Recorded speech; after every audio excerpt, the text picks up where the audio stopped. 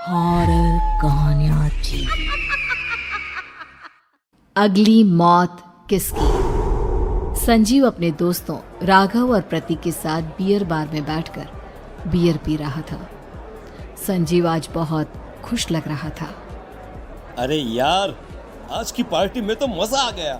तुम दोनों दोस्तों के साथ तो मेरी जिंदगी इतनी अच्छी है कि क्या बताओ कितनी अच्छी है। अरे भाई, अब दोस्ती की है तो जीना मरना सब साथ में। हाँ अरे यार सुनो, जल्दी से एक बियर और ऑर्डर करते हैं ना, एक आखिरी, और उसके बाद ये जश्न यहीं खत्म हो जाएगा। अरे हाँ, क्यों नहीं।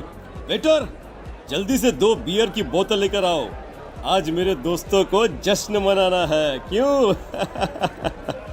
इतने में वहां पर एक बहुत सुंदर लड़की छोटे छोटे कपड़े पहनकर हाथ में बियर की बोतल लेकर उसके पास आती है। ये लीजिए, आपने बियर ऑर्डर की थी ना, मैं लेकर आ गई। क्या बात है यार, इस बार की वेटर तो बड़ी सुंदर है। अब बियर लेकर आई हो तो अपने हाथों से ही पिला दो ना। हाँ, क्यों नहीं, जैसा आप बोलोगे मैं वैसा ही करूँगी। क्या बात है यार, अब तो लगता है रोज यहीं आना पड़ेगा। उसके बाद वो लड़की उन तीनों को बियर सर्व कर देती है। पार्टी करने के बाद वो तीनों अपने अपने घर जाते हैं। प्रतीक, संजीव और राघव को उनके घर छोड़कर जैसे ही अकेला अपनी कार में आकर बैठता है तो अचानक उसे एहसास होता है जैसे उसकी कार की पीछे वाली सीट पर कोई बैठा हुआ है। वो तुरंत पीछे मुड़कर देखता है। तुम यहाँ क्या कर रही हो? और तुम मेरी कार में कब आई? अरे तुम तो बार में वेटर थी ना। बस ऐसे ही मेरा दिल कर रहा था आपके साथ आपके घर चलने का, इसलिए मैं आपके साथ चली आई। अरे लेकिन तुम मेरी कार में आई कब? अभी कुछ देर पहले तो यहाँ पर मेरे दोस्त बैठे हुए थे। प्रतीक के इतना बोलते ही उस लड़के का चेहरा खतरनाक तरीके से बदल जाता है। उसकी आंखें पत्थर की तरह सफेद और पूरे शरीर पर नीली नीली नसें उभर आती है। गाड़ी चलाओ, पूरी स्पीड में चलाओ, और अगर तुमने गाड़ी रोकने की कोशिश भी की तो मुझसे बुरा कोई नहीं होगा। डर की वजह से प्रतीक के पसीने छूटने लगते हैं। उसका शरीर बुरी तरह से कांप रहा था। प्रतीक बिना कुछ सोचे समझे कार को फुल स्पीड से चलाना शुरू करता है। चलते चलते वो शहर से दूर एक पहाड़ी पर पहुंच जाता है और सामने अब सिर्फ पहाड़ी का किनारा दिख रहा है, जिसे देख प्रतीक घबराकर अचानक से कार को ब्रेक लगाता है।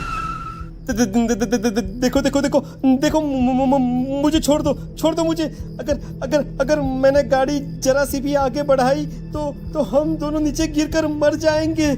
ये तो तुम्हें पहले सोचना चाहिए था ना। अब कुछ नहीं हो सकता।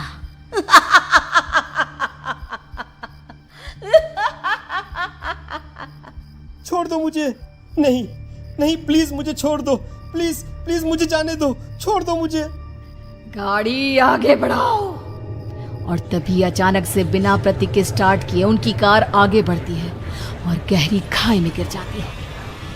उसके चीखने की आवाजें चारों तरफ सुनाई देती है।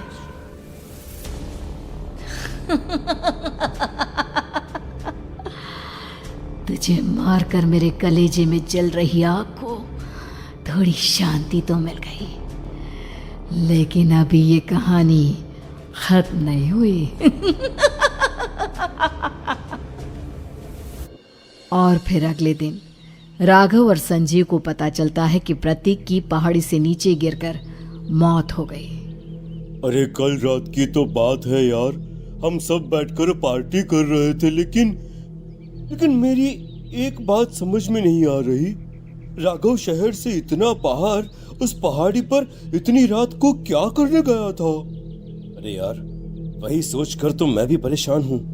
हम दोनों को छोड़ने के बाद तो वो सीधा अपने घर जाने वाला था, और वो आत्महत्या क्यों करेगा भाई? कल रात तक वो कितना खुश था, हमारे साथ सेलिब्रेट कर रहा था। हाँ, लेकिन पुलिस ने तो यही कहा है कि प्रतीक ने अपनी कार को जानबूझकर पहाड़ी से नीचे गिरा दिया और आत्महत्या कर ली। अरे यार, संजीव, मेरी तो कुछ भी समझ में नहीं आ रहा है। चल ठीक है, अब मैं अपने घर जाता हूँ। Okay, bye. राघव अपने घर में अकेला था। दोपहर का वक्त था। तभी दरवाजे की घंटी बजी। कौन है? अरे 1 मिनट रुको, अभी आता हूँ। राघव ने जैसे ही दरवाजा खोला उसने देखा कि सामने एक बहुत खूबसूरत लड़की खड़ी हुई है। कौन है आप और यहाँ किससे मिलने आई हैं? देखिए ना, बाहर बारिश शुरू हो गई थी, मेरी गाड़ी खराब हो गई है। आपका घर नजर आया तो सोचा कुछ हेल्प ले लेती हूँ। क्यों नहीं, आइए ना, आइए आइए।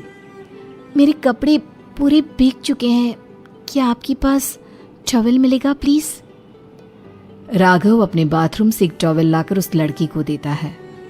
थैंक यू सो मच, अब मैं चलती हूँ। अरे इतनी क्या जल्दी है? आप चाहे तो बारिश रुकने तक यहाँ पर रुक सकती हैं। हाँ। लड़की ने पलटकर राघव की तरफ देखा।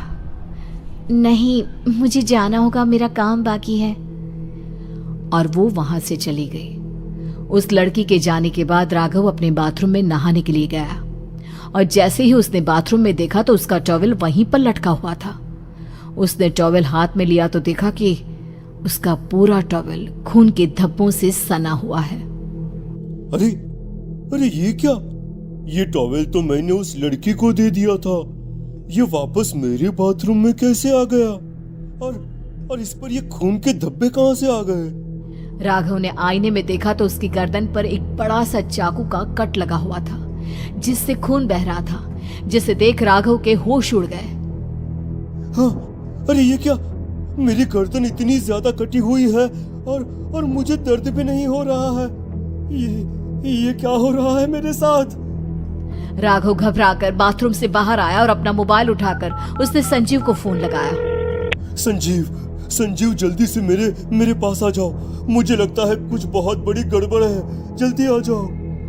उधर से आवाज आई, लेकिन वो आवाज संजीव की नहीं बल्कि एक लड़की की थी। कुछ अजीब नहीं हुआ है, बस तुम्हारी मौत तुमसे मिलने आई थी और तुम्हें मारकर चली गई। अब तुम इस दुनिया का हिस्सा नहीं हो राघव, इसलिए तुम्हें अपनी गर्दन के कटने का दर्द भी महसूस नहीं हो रहा। नहीं, ऐसा नहीं हो सकता, ऐसा नहीं हो सकता। कौन हो तुम? तुम्हारी मौत। अब संजीव के पास खबर पहुंचती है कि राघव ने अपने ही घर में चाकू से गर्दन काटकर आत्महत्या कर ली। ये सुनने के बाद संजीव के होश उड़ गए। वो पसीने से तरबतर हो गया और एक अनजाना डर अब उसके दिल को सताने लगा। संजीव के साथ ही उसका एक छोटा भाई राजीव भी रहा करता था। अपने भाई को इस तरह परेशान देखकर राजीव उसके पास आया। अरे भैया, क्या हुआ भैया? आप इतने घबराए हुए क्यों लग रहे हैं? प्रतीक और राघव की मौत, मेरा मतलब मेरी कुछ समझ में नहीं आ रहा भाई। अचानक से मेरे दोनों दोस्तों ने आत्महत्या क्यों कर ली? अरे वो तो मेरी भी समझ में नहीं आ रहा है भैया। हाँ, हो सकता है कि कोई परेशानी होगी और इसीलिए उन्होंने ऐसा किया होगा।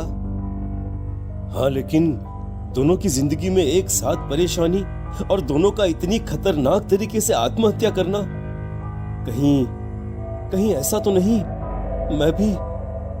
मैं भी मर जाऊंगा? अरे आप ऐसी बातें क्यों कर रहे हैं भैया? वैसे ही मैं इतना परेशान हूँ। जब से अंजलि ने मेरा साथ छोड़ा है तब से सब कुछ बहुत अजीब सा हो गया है। रोज रात को डरावने सपने आते हैं। ऐसा लगता है जैसे अंजलि बार बार मेरे सपनों में आकर मुझे डराने की कोशिश करती है। अंजलि का नाम सुनते ही संजीव की आंखें फट गई और उसके गले में आवाज अटक गई। उसके चेहरे पर घबराहट साफ नजर आ रही थी। कौन थी वो लड़की जिसने प्रतीक और राघव को आत्महत्या की आड़ में मौत के घाट उतार दिया? और कौन थी अंजलि जो बार बार राजीव के सपनों में आकर उसे डरा रही थी? अंजलि का नाम सुनकर संजीव इतना घबरा क्यों गया? इन सवालों के जवाब जानने के लिए देखिए इस खतरनाक कहानी का अगला भाग।